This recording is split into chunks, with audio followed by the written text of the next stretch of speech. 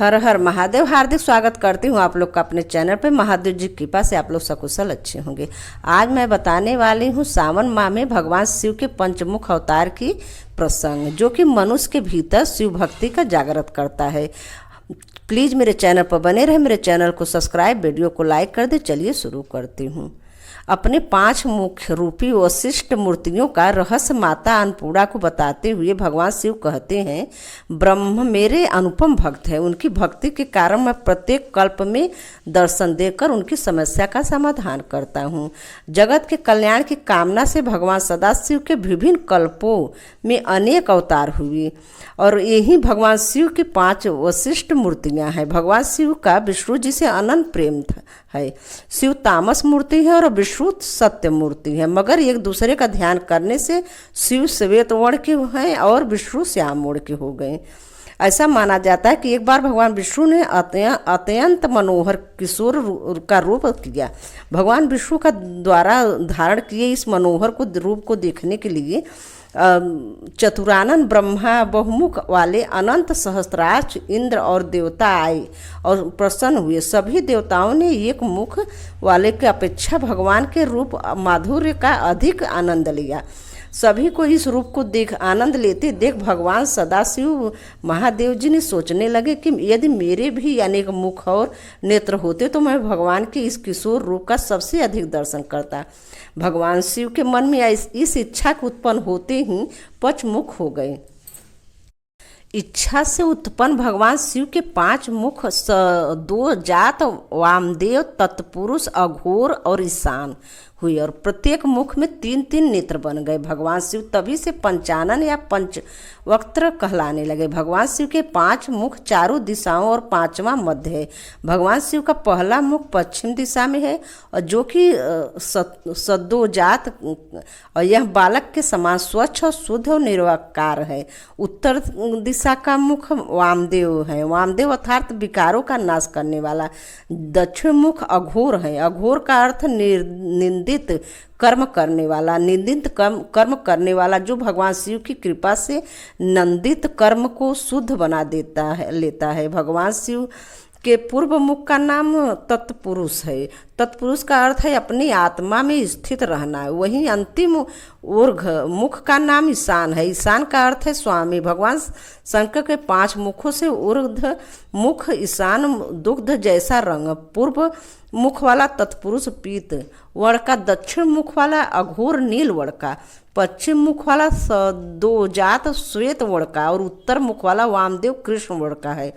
शिव पुराण में भगवान शिव कहते हैं कि सृष्टि पालन सहार और तरोभाव के अनुग्रह से ये 5 कृत कार्य मेरे 5 मुखों द्वारा धरित है। इस बात से स्पष्ट होता है कि भगवान शिव की 5 वशिष्ठ मूर्तियां मुख विभिन्न कल्पों में लिए गए इनके अवतार है। माना गया है जगत के कल्याण की कामना से भगवान सदा से विभिन्न कल्पों में अनेक अवतार हुए, जिनमें से सद्योजात, वामदेव, तत्पुरुष, अघोर, ईशान अवतार प्रमुख है। ये भगवान शिव के 5 वशिष्ठ मूर्तियाँ मतलब यानी मुख है।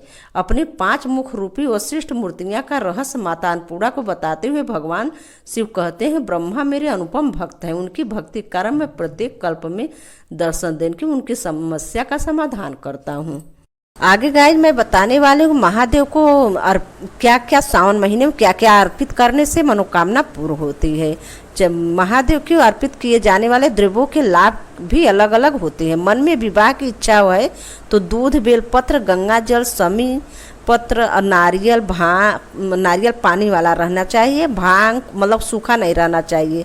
नारियल पानी वाला अखंडित रहना चाहिए, मतलब तोड़ के नहीं चढ़ाना चाहिए। भांग, खोए की मिठाई और गुलाबी रंग के गुलाल जो बुक्का होता है, कुमकुम नहीं रहना चाहिए, गुलाल लेना चाहिए। ये शिवलिंग पर अभिषेक करें। चंदन में से जल चढ़ाने से और अभिषेक करने के बाद जल में मतलब कि जो शुद्ध जल ले लीजिए, उसमें गंगा जल मिलाने के बाद शुद्ध जल मिला लीजिए और जल उसमें चंदन में डाल लीजिए। उससे व्यक्ति के आकर्षक बढ़ता है। इससे अभिषेक करने से सब मिलाकर उसे जल से अभिषेक करें और इससे आकर्षक बढ़ता है। कुशाग्र बुद्धि चाहिए तो छात्र मतलब अच्छी बुद्धि चाहिए तो छात्र छात्राओं को शंकरा मिश्रित दूध की धारा चढ़ाए। दूध से अभिषेक करने पर उत्तम संतान की प्राप्ति। जल से सुख, और जल चढ़ाने से सुख सौभाग्य में वृद्धि होती है। और गन्ने के रस से और यश से मिलता है, और शहद से ऋण मुक्ति होती है। गन्ने के रस से यश मिलता है और लक्ष्मी प्राप्ति होती है। शहद से ऋण मुक्ति होता है। कुश के जल से रोग मुक्त होता है। मतलब कलश में जल अभिषेक करते हुए उसमें कुशा डाल दीजिए, तो इससे रोग से मुक्ति मिलती है। पंचामृत से अष्टलक्ष्मी कि मतलब पंचामृत से अभिषेक करने से, शिव जी का अभिषेक करते हुए लक्ष्मी मैया माता का वो एक्चुअली श्री सूक्तम का जो पाठ होता है 16 अध्याय 16 दोहा का, वो पाठ करते हुए आप पंचामृत से अभिषेक किए तो अष्टलक्ष्मी की प्राप्ति होती है। और जल से चढ़ाने से मोक्ष की प्राप्ति है। जल से अभिषेक करने से मोक्ष की प्राप्ति है। गंगा जल से अभिषेक करने से मोक्ष की प्राप्ति होती है। और गाय जी भांग चढ़ाने से बुराइयों का और मन का विकारों दूर होती है। और भोलेनाथ जी को कौन कौन सा पुष्प चढ़ाने से क्या लाभ होता है मैं बता रही हूँ गाय जी, आप लोग सुनिए। भोलेनाथ को फूल चढ़ा पूजा में चढ़ने वाले फूलों को अलग अलग महत्व है। चमेली के फूल चढ़ाने से वाहन की प्राप्ति होती है। अगर चमेली का पुष्प नहीं है तो आप चमेली का तेल भी 2 बूंद 3 बूंद 5 बूंद अर्पित कर सकते हैं। अलसी के फूलों से महादेव का पूजन करने वाला व्यक्ति भगवान विष्णु को प्रिय है। समी पत्रों से पूजन करने वाला मोक्ष को प्राप्त कर सकता है। मदार पुष्प अर्पित करने से नेत्र और हृदय विकार दूर होते हैं। और धतूरे से विषैला जीवों से खतरा नहीं बना। धतूर चढ़ाने से विषैले जीवों से खतरा नहीं रहता। बेला के फूल चढ़ाने से मनचाहा वर वधु मिलते हैं। जूही के फूलों से पूजा की जाए तो घर में कभी अन्न की कमी नहीं होती। कनेर के पुष्पों से सुंदर वस्त्र की कनेर के पुष्प चढ़ाने से सुंदर वस्त्र की प्राप्ति। और हर श्रृंगार के फूलों से पूजा करने से सुख समृद्धि घर में होती है। राई के फूल यानी सरसों के फूल चढ़ाने से शत्रु परास्त होते हैं। बेलपत्र चढ़ाने से मनुष्य अपनी सारी मनोकामना बेलपत्र चढ़ाने से, बेलपत्र एक एक चंदन लगाकर शिव जी को अर्पित करने से सारी मनोकामनाएं पूर्ण होती है। करके देखा ऐसे हैं जिन उनकी पूजा आराधना से वास्तु दोष भी दूर हो जाते हैं।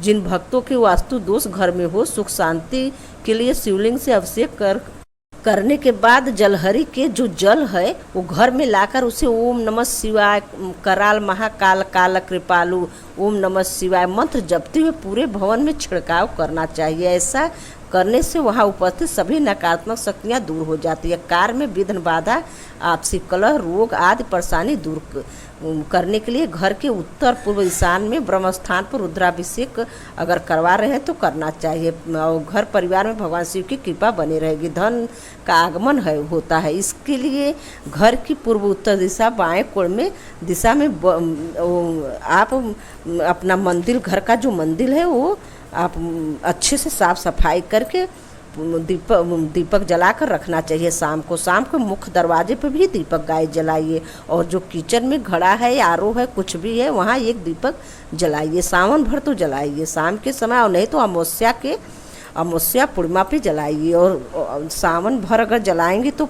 और पितृ का आपको आशीर्वाद प्राप्त होगी गाय जी।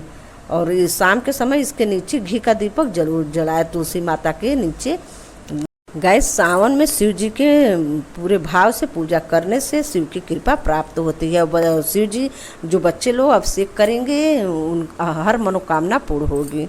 अगर बच्चे लोग नहीं कर पा रहे हैं, पढ़ाई में बिजी है, तो उनकी माताएं कर सकती हैं।